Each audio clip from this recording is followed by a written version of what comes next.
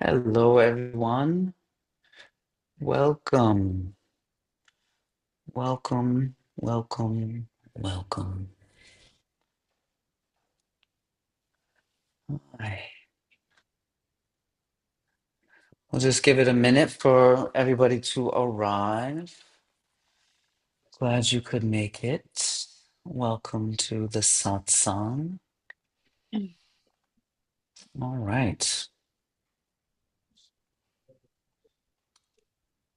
So we will, without further ado, get this officially started. And we're going to begin. I'm going to just share my screen. And we're going to start with a few chants. And please know that this is not a kirtan, so to say. This is um, simply a way to open us up, to set the moment that we are beginning now. And we're going to do three chants, which I'll share on the screen. You can listen. If you know them, you can chant along. Um, and we'll begin with a sound that I believe everybody knows, which is the sound Om.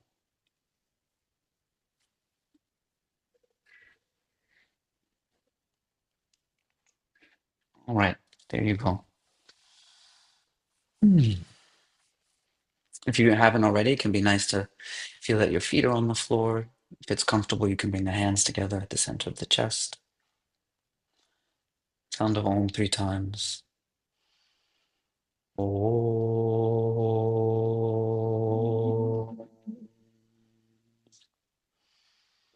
Om.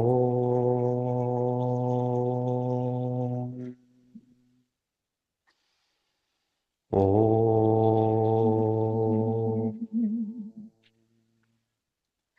Om Sahana Vavatu. Sahanao Bhunaktu. Saviryam Karavavai Tejasvinavaditam Astu Ma Vidvishavai. Om Loka Samasta Sukhino Bhavantu. Om Shanti. Shanti. Shanti, Shanti. Gurur Brahma, Gurur Vishnu, Gurur Devo Maheshwara, Guru Sakshat Param Brahma, Tasmai Shri Gurave Namah. Om Shanti, Shanti, Shanti. Ario.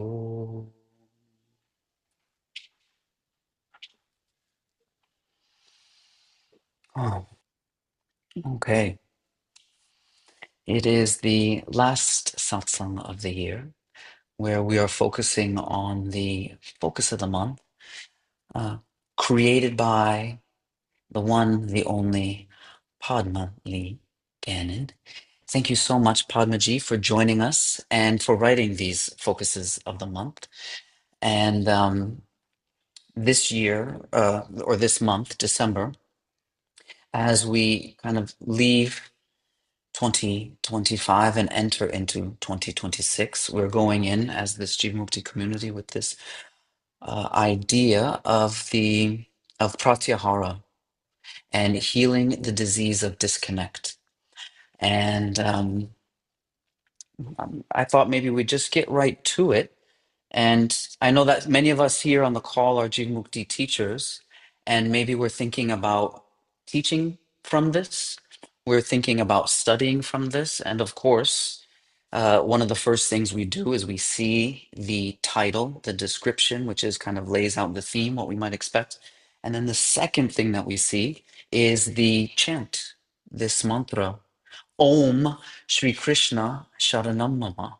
So I was wondering if you could tell us a little bit about how the theme and the chant, the mantra, are connected to each other, and maybe a little bit more about this mantra.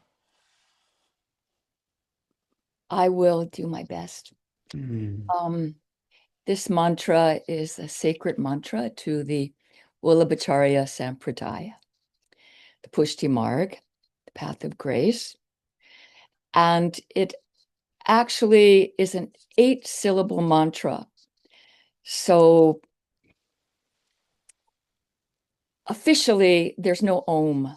It doesn't begin with an om. mm. So I think that might be a typo. I'm not sure. I mean, it's hard. It's kind of um, it's not very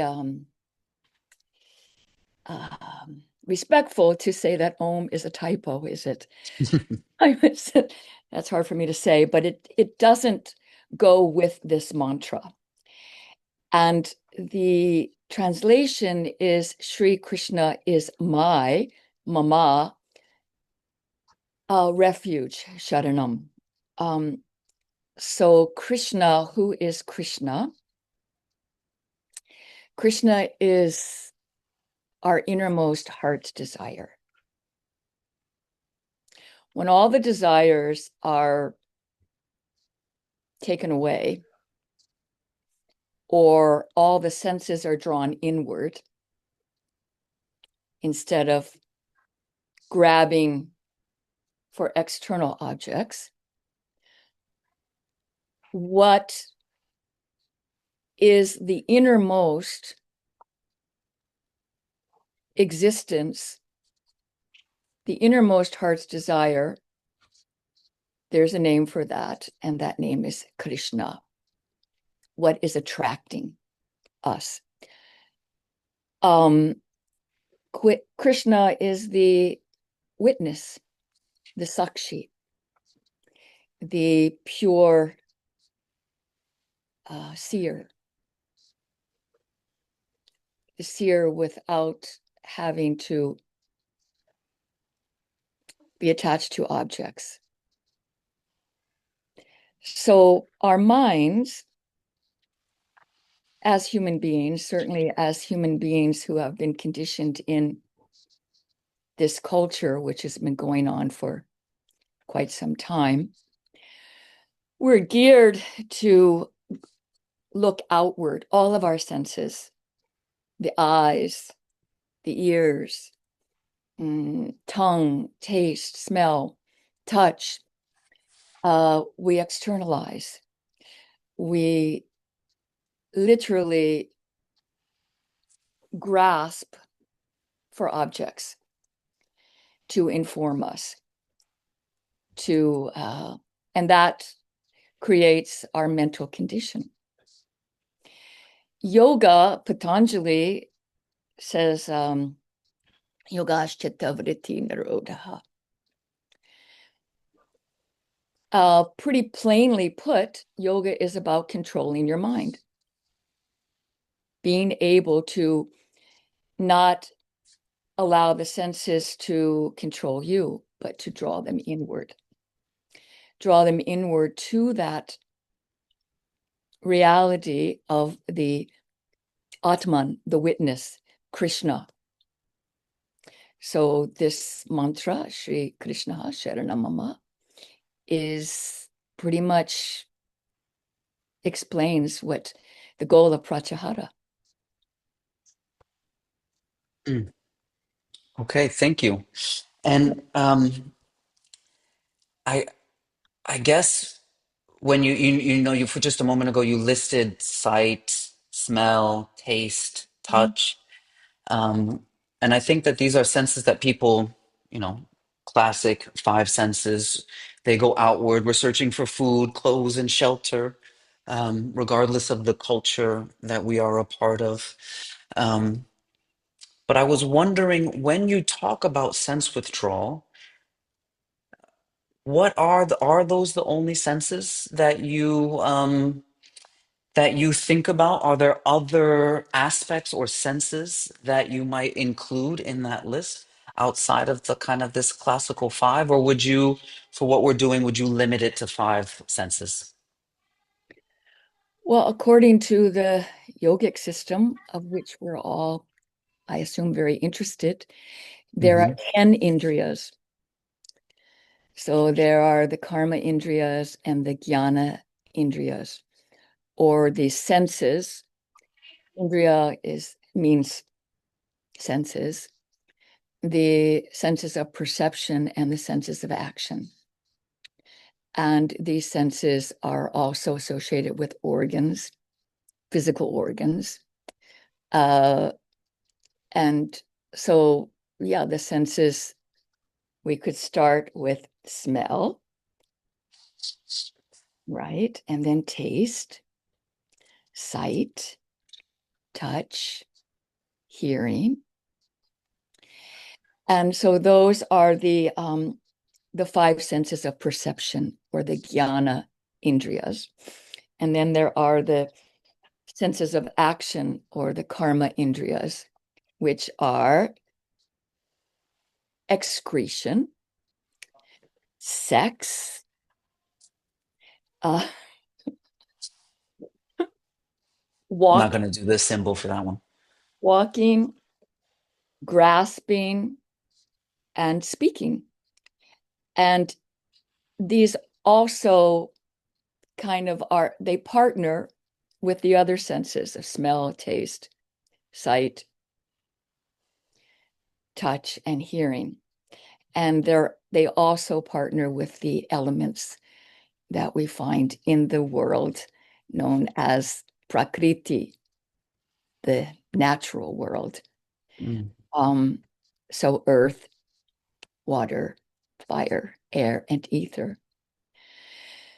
So to be able to control or articulate or direct, I mean, our English language is kind of lacking when it comes to yoga, and that's why Sanskrit is the language of yoga and these ideas of enlightenment, liberation, fearlessness, happiness, etc. So to turn the senses inward is what Pratyahara is about. Turn, meaning that the senses are going outward, right? Excretion, sex, grasping, walking, all of these things, smelling, tasting, seeing, and to yoke them, meaning to actually hold them and turn them inward instead of outward, is what all the yoga practices are about. Developing that skill, interest, however we want to describe it. Um, and why would we want to do that? I don't know what I have a Yeah, I've lost I my think my Pratyahara went too strong. Yeah, there you go. Welcome okay, back. good. Okay, I'm sorry. You I was guys hear waiting for me? you to pause. Yeah, yeah, we could hear you. I was just waiting for you to pause. I didn't want to interrupt your stream of consciousness there on your answer to let you know that we lost your video. Welcome back. Hello. But you heard Hi. me. You heard me? Oh yes, So deeply. that that Indriya was operating.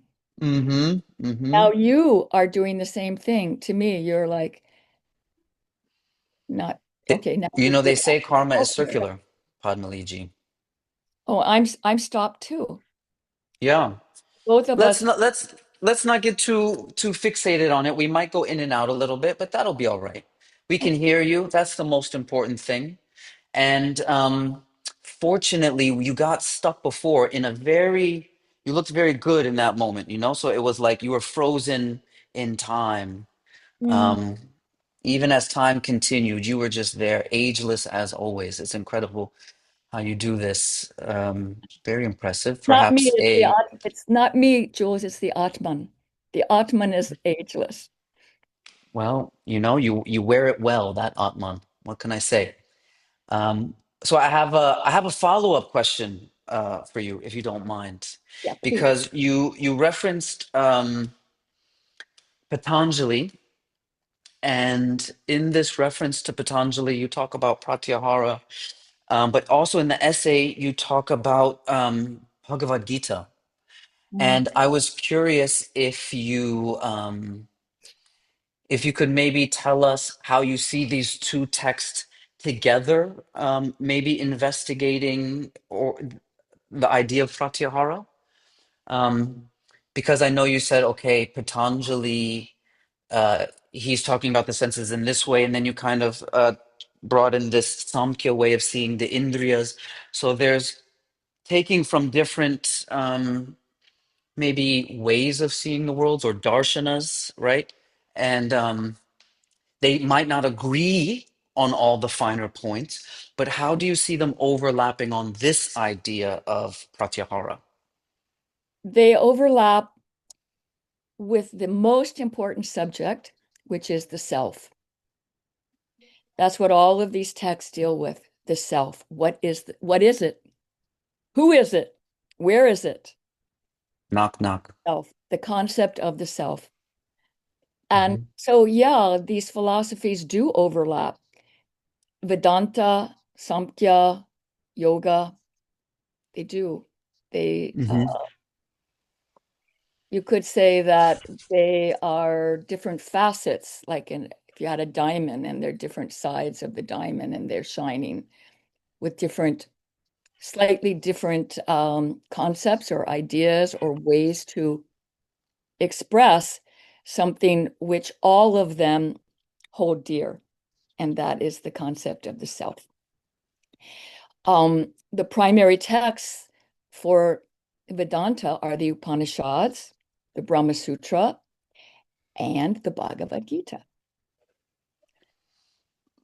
Yeah, so the Bhagavad Gita is a pretty important text.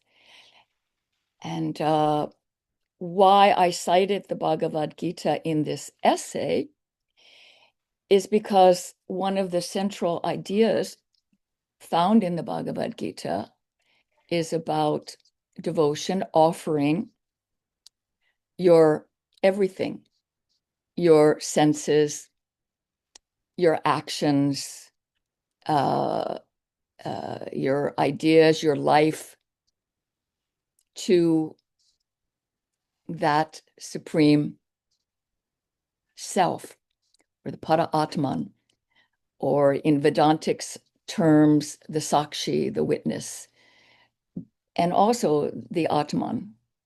I mean, the Atman is pervasive throughout all of these texts. They all agree on that there is an eternal self, and that nature of that self is Satchit Ananda. And so, yeah, why not use all of these ideas and put them together? Look at us. You and me, we're using each other's ideas to deepen our understanding and ability to comprehend the self, which Hmm. is a very difficult subject if you're really serious about it. Self-reflection has been a practice for a long time, it seems. It's been around. Self-help, capital S, has been around since humans. All right. I have another question, because when you and I were going on maybe back and forth a little bit about what we were going to discuss in this, and when I asked you this, I sent this question to you before, but I didn't think about it until earlier today. But I believe it's chapter 7, verse number 8. I don't know the whole. I can't remember the whole verse, but Raso ham apsu kaunteya. Um, uh, when Krishna says to Arjuna, "I am the taste of water. I am the light of the sun. I am the sound of the mantra Om." So he goes through and lists the different Yeah. senses, not through saying touch and sight and sound, but by using examples.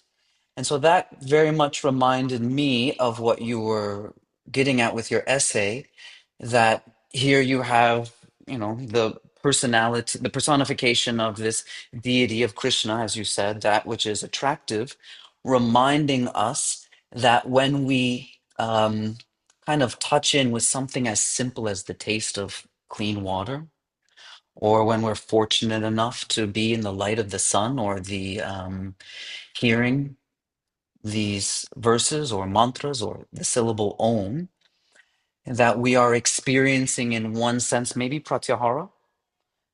We're engaged in the practice of reflecting on the Atman, as you said, on the self. And that sometimes it can be done in a way that is poetic without having to be always maybe pedantic about it. And it was something that I thought was really nice, and maybe I would be using in my, as I'm teaching this focus for the month, like looking at this verse chapter 7, verse number 8, about just like, oh, how to communicate where the Gita might not say Pratyahara like Patanjali does, and say here's what it is and here's how you could practice it. Um, just as a way to kind of access this gratefulness for the water that we have, the light that we have, the fresh air that we can breathe, like this. I think you're onto something. Sounds All right. great. It reminds me of the name Vishnu, which Mm-hmm. is actually your spiritual name, isn't it? I don't tell that to many people. Cat's out the bag now. Yeah. Okay. It's So it's like my drag name, you know what I'm saying? It's not, I don't give it out to everybody. when were you given that name? You're about 10, I think. 8. I think I was Eight. 8 years old. Yeah. Oh, eight, the magical Krishna number. Yeah. Yeah. Um, By, I believe, Swish Vishnu Devananda, Swami Vishnu Devananda gave me that name. you believe it, or I'm pretty sure. I can't, take it I on was faith, young. or were I you don't actually remember. I there? don't remember. I just gotta, It's try spirit. to, people told me that. Well, I mean, I know you to be somebody who's very skeptical unless you have an actual experience. So didn't you have an actual experience I with? had an experience. I probably have a photo somewhere too that will help, with my case. Well, let's Yeah. move. Yeah. Uh, my point is words. Words are like a code. And to me, codes are uh, mysterious, like they're packed with information. And to figure out how to break a code is to reveal the wisdom, the knowledge, the information in that code that could help you go where you're trying to go. So, certainly, as yoga practitioners, we're trying to go someplace, I would assume, someplace where we're not right here now, right? Mm-hmm. Or we wouldn't spend all this time doing all this stuff, you know? Spent a lot of time going nowhere. Oh my God. So, words, I think we have to pay attention to the words and to a name is a word, it's a sound. Sound is very important, as I mean, anyone who has studied the fourth chapter of Patanjali's Yoga Sutra, sound is important. Sound is important in Hatha Yoga, the Hatha Yoga Pradipika. Sound is important in the Upanishads. Sound is given much credibility in these spiritual practices, that sense of hearing, sense of the indriya of speaking, the vibration of sound, nada, Brahman. Uh, it's very important. So, as Krishna means that which is attracting, or as I like to sort of put it in common terminology, your innermost heart's desire, what is attracting you? The name, the word that describes that is Krishna. Yeah, you can say Krishna is a deity, you can say he's a religious figure, but to me, that's not as exciting as something that's actually real and I can feel and I experience. I know I have an innermost heart's desire. I know that I'm attracted to to something every every desire that I have, if I analyze it and go deeper into it, I can go deeper and deeper and deeper. Like, this tea. Do I really desire the tea? Um, the kind of tea is it? Well, what's inside that desire? And then what's inside that one, and what's inside that one, et cetera, et cetera. So that to get back to the point I want to make, Vishnu, the word means all pervading, all pervading. So when you referenced what Krishna was saying in the Bhagavad Gita, I am, the taste of water. I am this. He's, it's a throwback. He's reminding us that the self, the Atman, the witness pervades everything. It's in you, it's in me, it's in the trees, the room, everyone. Um, so yes, different we have different looks, we are in different bodies, we have different karmas, different desires, different samskaras, but beyond all of that, there's one thing that pervades, which is all pervasive, and that is that Satchidananda. And there's not a lot of Atmans. There's a lot of jivas with a lot of agendas. And we're all, we have personalities that are diverse. And if you're a Rima, then you know everybody's name because you care about every single personality that you encounter. And as it should be. Um, but beyond all of that, it's a cliche now, but as they say, we are one. But what that actually means is there's one witness, there's one Sakshi, there's one Vishnu, there's one thing that pervades, and that is that innermost reality. And we all desire that because the nature of that is Satchidananda. If you ask anybody, what do you want? Happiness.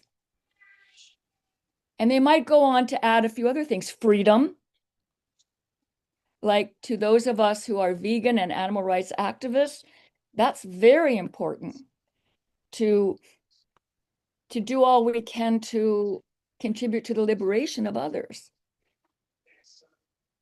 Liberation, freedom, the ability to make choices, to be mobile, uh, and also, I think the third thing would be we don't want to be afraid of dying. I mean, death, abhinivesha. Uh, it's like all fears stem from that. So to be fearless, so to be happy, to be free, and to be fearless is what we want. And that is why we want that, because it's who we actually are. It is the Atman, it is the self. And that's all of this stuff that we're doing, the asanas, the pranayama, the why we would want to practice pratyahara, why we would want to chant mantra, why would we would want to take refuge in Krishna, because that's our safe place. That's our origin. That is our true reality. Happiness, freedom, and fearlessness. And it's not the type of fearlessness that implies that you're brave in the face of an adversary. No, Because to the self, there is no other, there's no adversary, there's no object out there that you're working against. It's all pervading, it's the reality. It is Vishnu, it is Krishna. Krishna. Yes, thank you. Try again to hit the high note. Try again. Krishna, Krishna, Krishna. Krishna, Um, Krishna. so you've given us a lot to kind of think about and contemplate, and some of them quite big ideas and big. What I heard was a lot of like big whys. This that there's something. Um, Sat Chidananda, call it Atman, call it Sakshi, witness. You used a lot of different terms to kind of describe this all-pervading force. And in the essay, you talk about, let me just get the line exactly. You said, or you mentioned using devotion and everyday activities to practice pratyahara. So we have kind of like the why, right? I think, and this is something I saw a shadow of David G just a moment ago. He would say that, maybe we've had experiences of mini samadhis or moments when we touch that inner witness or sakshi, or we feel at ease in this state, but we don't always get to stay there. So that maybe reinforces the why. But then the question is, I've started to turn away from what my senses have been picking up so much. Like you mentioned about culture and this divisive nature, and okay, it hasn't really done it for me. I feel like there's something else. What are some maybe practical things that somebody could do to invite pratyahara and devotional elements into their everyday life? Maybe kind of in two prongs. Of course, answer however you like, but something that maybe we as teachers could also share. What we're teaching in classes, but also for us here now as teachers slash students slash not fully enlightened beings, perhaps. How could we just remind ourselves of this daily accessibility of the thing that seems so grand? Well, I think you wrote a whole list of teaching tips, Jules, for this essay. Oh, oh, it's all the teaching tips are listed as yours. You telling people my Vishnu name. You tell them I wrote the teaching tips. You're God sh- did you're it. God did you're it. opening the curtain, showing the great Oz. Oh, okay. I'm sorry. I didn't know I wasn't supposed to disclose that. No, Um, share whatever you like. uh, and those are Jules's teaching tips, everybody. Um, and they're good ones. Um, okay. Once again, let's go back to the word pratyahara. What does it mean? What does it mean to Hadaya Prati? Prati means away from, and ahara means intake or food, um, uh, stuff. Ingest, maybe. So to go away from, uh, to curb your appetite, basically, to curb your appetite. As you know, Jules, and uh, that I I like to go into a dark retreat, and Mm. I find that that was very revealing to me um, about yoga, to actually close myself into a completely dark room. True, practically, I'm speaking like get pieces of styrofoam, push them into the window so not even a smidgen, a stream of light comes through. Take all the furniture out of that room. You just have a mattress on the floor and some bottles of water. And you need a caretaker. You need somebody to give you some food every day. So I like to have just one raw green soup, in a large glass. Like it's like a it's not really juice. It's like a smoothie. It's the recipes in the cookbook. But Recipes for Joy. yeah. Okay. available at booksellers everywhere. So you have that. So you're not so concerned with, preparing food and eating food. You have that to sustain you, and you have water. And to stay there in that room for a week or 5 days, uh, and it's completely dark, so you don't know what time of day it is.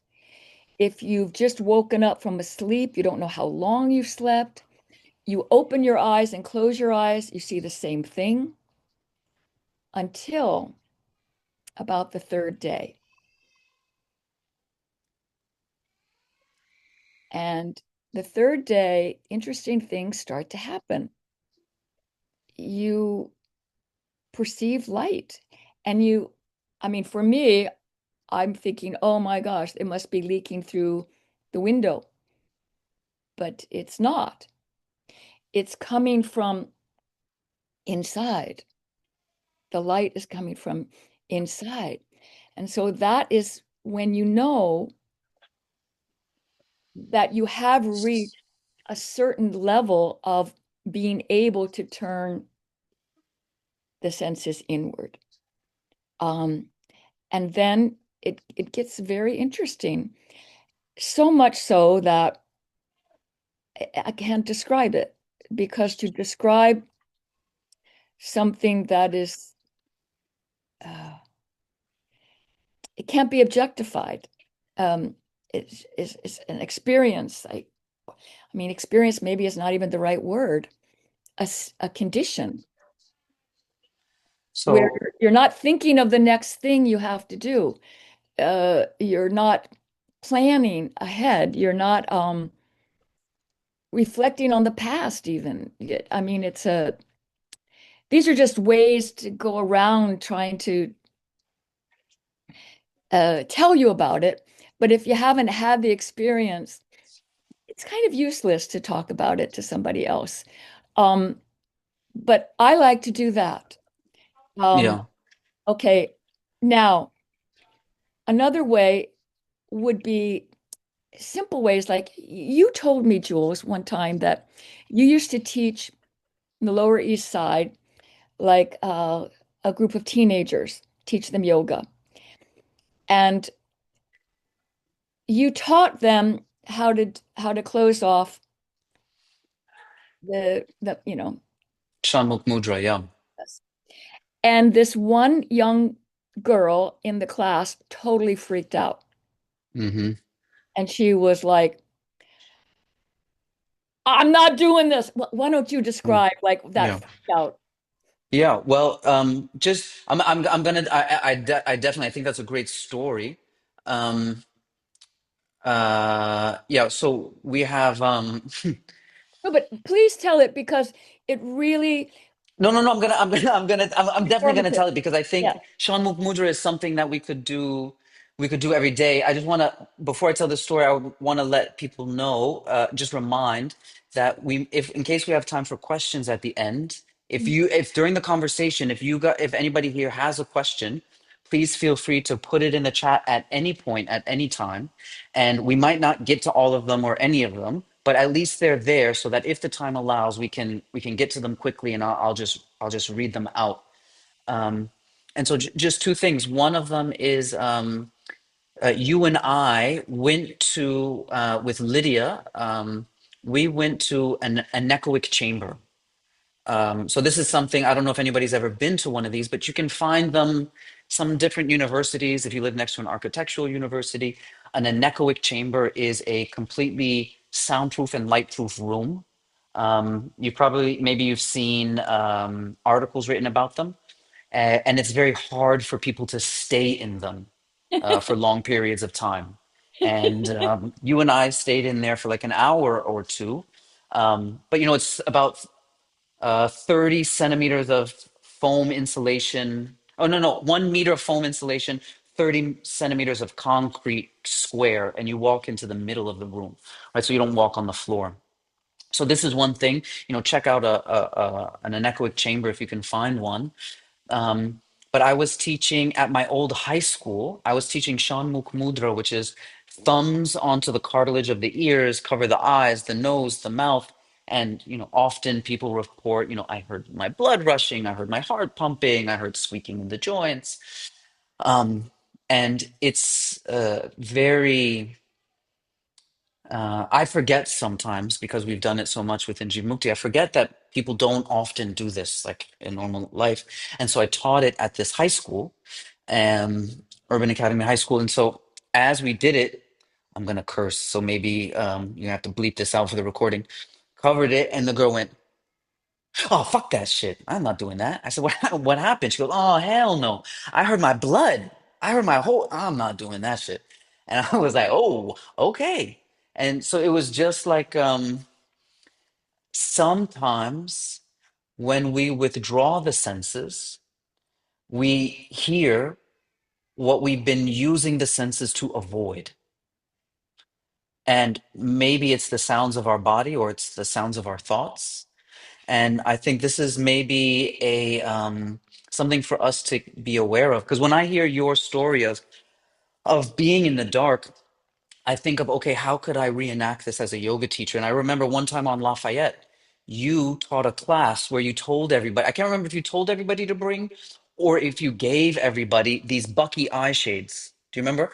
And so the class started, and then the lights got dimmer, and then people got eye shades, and then there was music, but then the music went lower. And so I was also thinking of this as like, okay, I'm teaching yoga. I want to talk about sense withdrawal. We could start with the music is upbeat and Surya Namaskar and the lights are bright, and then slowly, without telling anybody, it gets dimmer, it gets darker, the music goes off. Um, but then at the same time, as teachers, maybe we need to be conscious that if we do take somebody to a deep place, that they might have, like you said, a profound experience that is not capable of explaining.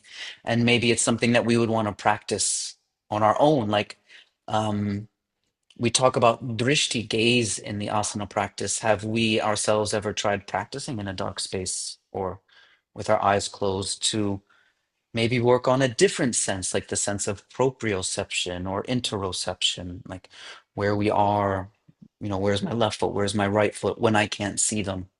Um, yeah. I think, though, if we want to get to the essence of what this Pratyahara is about, and Hmm. like I said, the concept of the self is central to all of these texts, these yogic texts. Um, and the practices should provide us with ways that we understand that there is an ego, and that ego is self-centered. It is incapable of compassion. And then there is the Atman, whose nature is Satchidananda. Now, unless we want to continue to live a life and many, many lifetimes trying to satisfy the ego, um, if we want to do that, I mean, this is what the world is about. I mean, our culture is geared towards that. But if we're like one of those abnormal type of people who have decided, I've done that, been there, I've searched for happiness, I've searched for true liberation, I've searched for to be fearless. I haven't really found anything that was lasting.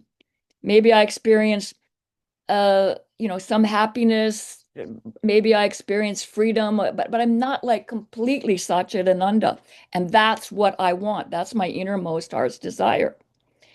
Then Patanjali, Swatmarama, all of these authors are giving us manuals, and all of those manuals have to do with overriding your ego tendencies, overriding your self-centered motivations. So, um, Krishna Seva, for instance, service to Krishna, service to that innermost heart's desire, service to the Atman is a practice which is spoken of in the Bhagavad Gita. It is the central practice to the Pushti Marg. Um, it is what Patanjali is talking about. It's what Buddhism is all about.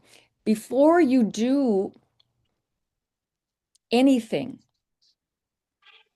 offer it to that Satchidananda first, to that witness, to that, call it what you will, define it as you will, but something that's not your selfish ego. And that will take you into an Alice in Wonderland journey of self-reflection. Who am I?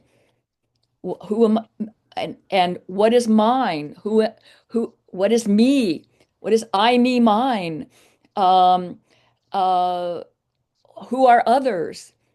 So, um, like simple things, you're cooking a meal, don't taste the food until you've offered it and offer it with sincerity.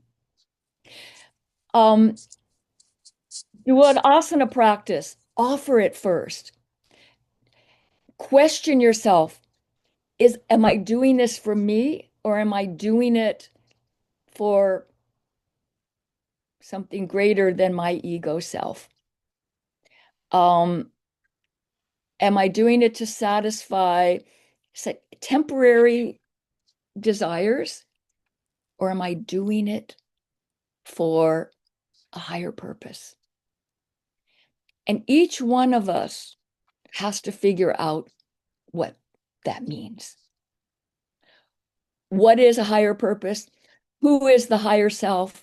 What is the Atman? Um, we have to, I mean, Patanjali, it's just all what Patanjali is talking about in the Yoga Sutra to differentiate between the Atman and the Ahamkara, the ego, to understand when the kleshas are operating, when we're slaves to the kleshas, when our actions are motivated by avidya, ashmita, raga, devesha, abhinivesha, to know that and to act accordingly, um, is to exercise choice. And that is one of the aspects of the Atman, freedom. Freedom. Freedom, as Swami Nirmalananda said, freedom from the tyranny of thoughts is freedom from your egoic self, your selfish tendencies. So actions that take you out of your selfishness, um, kindness, veganism. Veganism is a practice that does that. It covers like so much ground. Um, Sharing with others, putting others before yourself, putting their happiness, their welfare, uh, and that, entails like a moment to moment daily practice. Uh, when you're talking to somebody, like you and I are talking here, Jules, um, I want to enhance you. I don't want to fight with you. I don't want to make you look stupid. I don't want to, uh, I want it to be enjoyable for you. And so that's a yoga practice for And me. you're succeeding in all those, you're succeeding in all of those so far. I'm doing my So best. thank you. And hopefully I'm doing an okay job myself as well. I have a You're doing a maybe wonderful job. I always feel good in your presence. oh, I tell feel me more, tell seen, me more. Like, like, does he have a car? Tell me uh, more. well, You know, I mentioned Rima, and about yeah. how she remembers names. Hmm. You told me a story about Radhanath Swami and how he remembers names too. And Hmm. Um, and he was talking to somebody else who asked him, "How do you remember everybody's name?" The person said, "I can't remember people's names." And he gave a very direct answer. He says, "If you care for someone, you will remember their name. If you don't care about them, you won't remember their name." So Take that, forgetful people. caring, putting others before yourself. This is how the practice of selflessness plays out in our daily life. Mm, Not being so yeah, concerned about how am I being perceived? What do they think of me? Think of others more. yeah. I mean, it's and like you said, it's a practice because one of the things, and you said, what's my intention? What's my intention behind that intention? Because it's often that we do something and we even believe that we're doing it for altruistic reasons. But it turns out that it's not really the case. And there's this interesting kind of constant conversation. As you said, you kind of laid it out in this way that there is the Atman and then there's the ego. And one wants one thing and one wants the other. And yet it seems like the one who's doing a lot of the talking, for good or for better or for worse, is this sense of self that is also self-preserving. So when it says, I'm offering this up, how can we be sure? How do we know if it's the ego talking, or if it's, oh, no, no, don't worry, it's your higher self. I'm offering this up. I'm not doing it. So I guess as we go through with this, is it just like a matter of this constant navigation and checking in? And what kind of advice might you give to someone who's beginning to explore pratyahara in their own practice? Look at the Yoga Sutra from the beginning to end. Don't just excerpt one sutra because every sutra, it's called a sutra, it's a thread. So it's this connecting uh, idea throughout.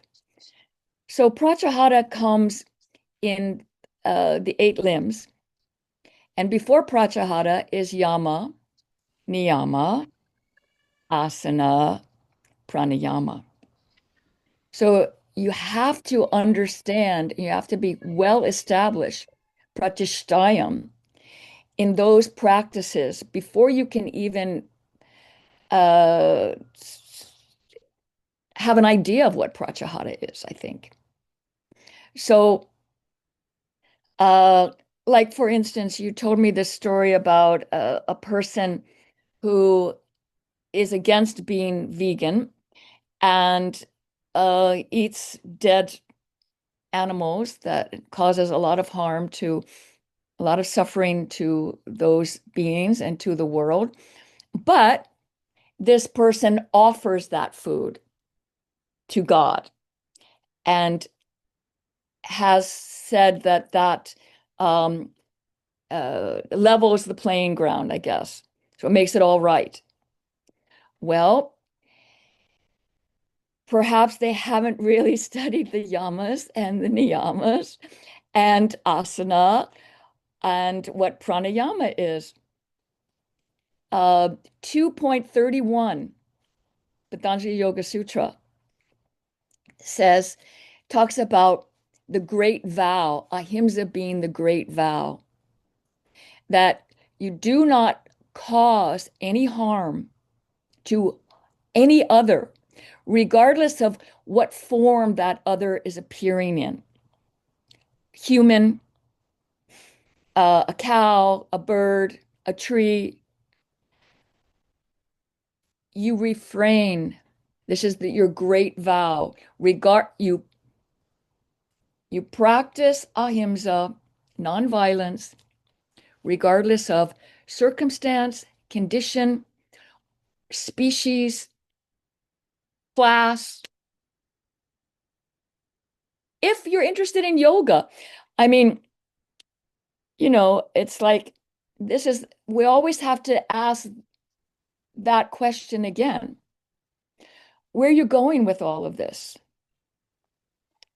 Can you hear me? Yeah, yeah. Oh, now you muted yourself. Hey, All hey. right. But I All saw. right. Now you're getting taking Pratyahara a little too So for all of far. us who say that we're yoga practitioners, who say that we're yoga teachers, we should constantly question ourselves. Are we really? Is this really our desire? Is this really the main priority in our life?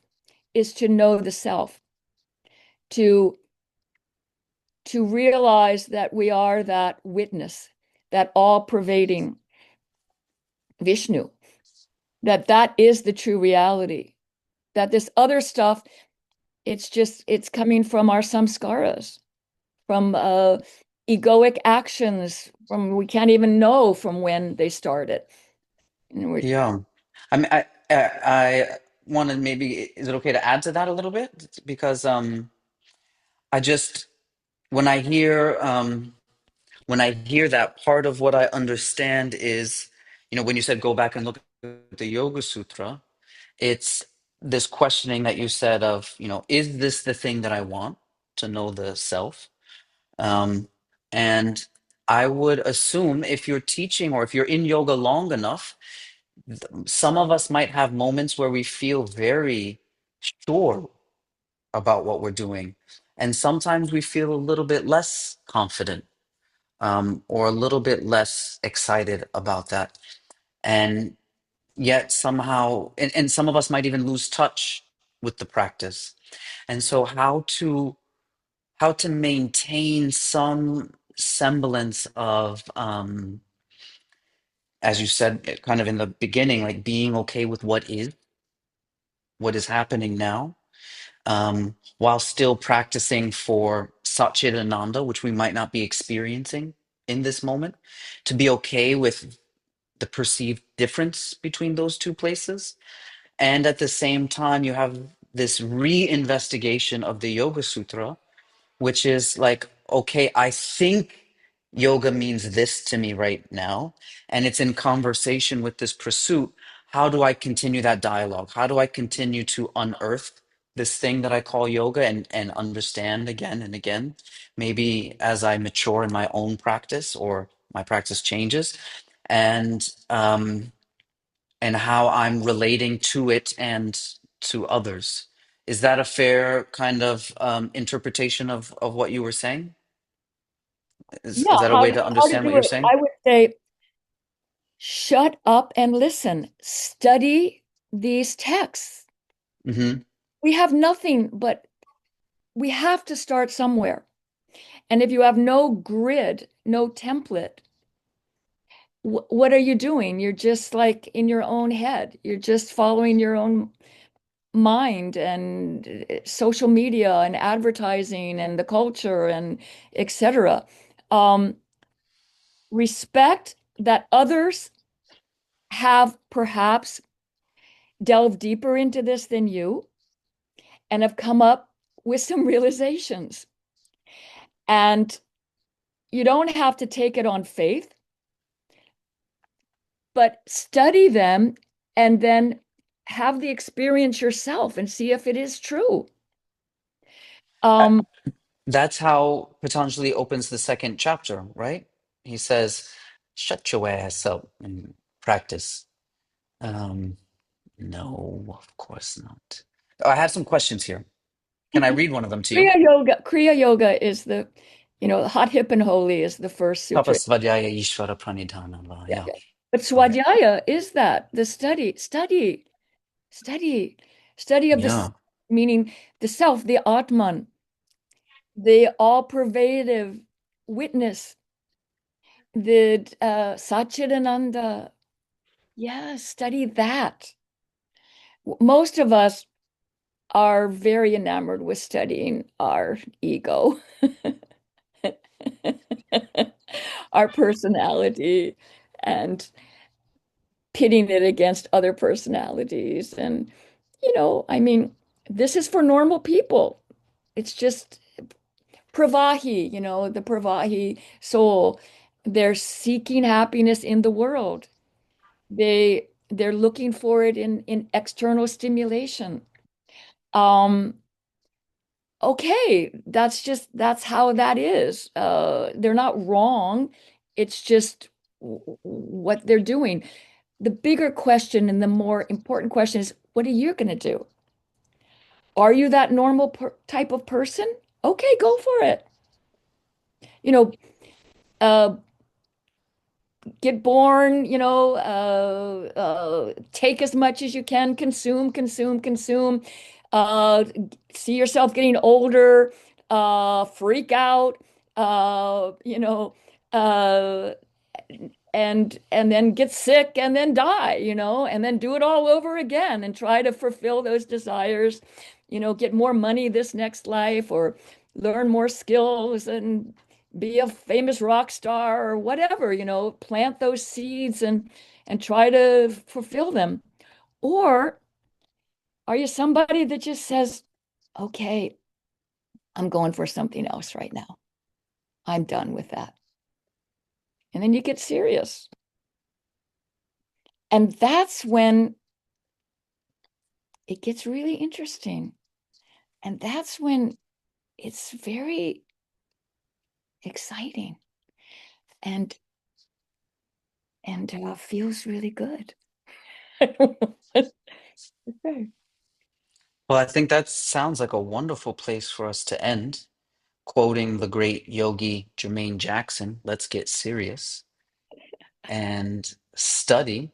Um, and I think we could come up with many, many more questions. We had a few questions come up in the chat, which you kind of touched on in different ways. Um, but if I understand, a large portion of your message just now was um, it's in the doing. It's in the doing. So we've been here, we've shared some ideas, and now it's up to us to engage in the practices, engage with the text, and uh, engage with the reflection. Padmaji, thank you so much for your time. I have one last small request. Would you close out this session by chanting at least one time the 8 syllables Sri Krishna Sharanam Mama to send us on our way? Shri Krishna Sharanam Mama.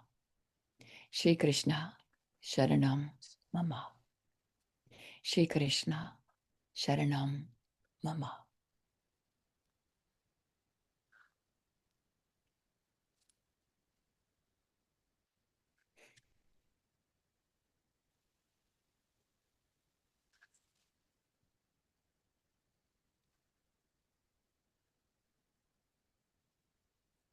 Hello, everyone. It's good to see everyone. Yes, thank you all so much for coming, for being here, for supporting this wonderful program of satsang, and wishing you the best into the next year. I want to say also, Jules, thank you for being the curator for these focuses of the month. You're doing a really great job. Thank you so much, and thank you for starting them. This is all thanks to you, a big part thanks to you. And Hmm. now I want the to interrupt you. struggle, I'm interrupting you right now, and I know I am, because I want please. to tell everybody, because I don't think the community knows that actually, when I started writing the Focus of the Month essays, Jules was my first editor. Wow, way back in the day, that's true. You I were just remember a teenager. I was just a little tiny, even smaller editor than I am now. Communities are fragile things, and they only exist because of our participation, our support, and our care. And without your support, participation, and care, it's just not possible. And this satsang was in the proceeds are going to benefit PETA, People for the Ethical Treatment of Animals. And so I'm just gonna share in this chat, I'd like to remind people that if you want, you can go to, let me just get the link, which I have here. Give me 1 second. I'm just going to put the link directly in here. Oh, home. Strauby, would you mind throwing it in there? I don't know why it's not letting me copy it and paste it. Thank you. So you can make a donation. I know some of you donated when you signed up, some not. It's all anonymous, so don't worry about it. But if you do have the chance, if you feel like it resonates with you, support PETA. Maybe you have another organization that you are connected to. Just let this be your reminder that your attention and care in the form of monetary or time, maybe you go somewhere and volunteer your time, that this is your reminder to participate in that way, perhaps as a form of pratyahara, the ability to volunteer. So thank you again. Um, if there's anything I said you appreciated, please know it comes directly from my teachers, Sharon G and David G. And if there's anything I said you didn't like, know that it comes directly from me. And enjoy the rest of your life, everyone. Loka